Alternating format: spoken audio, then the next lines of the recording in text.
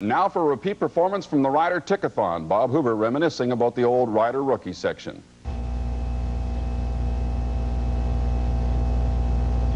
My first-hand experience with the Saskatchewan Roughriders came here.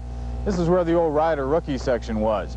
In those days, you paid 50 cents and you joined a mob of youthful Rider supporters that ranged in age from 8 to 18.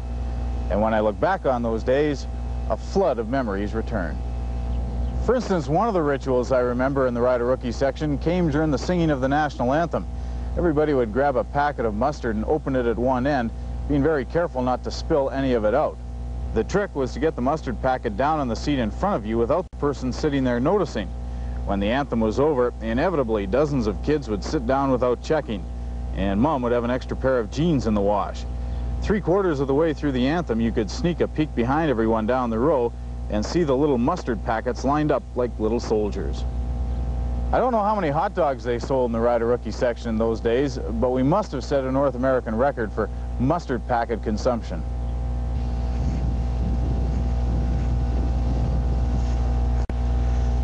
You know, even to this day when I go to a stadium or an arena, I still check behind myself after the national anthem.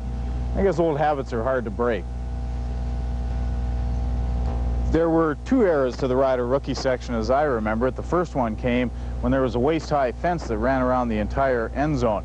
Remember, at the conclusion of the game, hundreds of Rider rookies would try and storm the field and touch their heroes at the end of the game, and hopelessly outnumbered cadets would try and keep them off the field. I never did find out what they actually did with the two kids that they caught. Probably took them back into the stands and made them clean up mustard packets. The small fence also allowed for some interesting home field advantages. I'll never forget one afternoon against Toronto. Ron Lancaster threw a bomb to Hugh Campbell. He actually overthrew Campbell deep in the end zone. But the kids nearest the ball formed a wall and pushed the ball back into Campbell's hands. Now, the referee must have been blocked off on the play, but at any rate, the touchdown counted. But I always thought that marked the beginning of the end for the small fence at Taylor Field. The next season, the Rider rookies were greeted by a huge screen that surrounded the entire section. In fact, all the Rider rookies were now trapped inside the Rider rookie section. That, of course, eliminated the running on the field at the end of the games. But if you were looking for a bit of exercise, you could still get it if you were one of the ones lucky enough to catch the football after a field goal or a convert.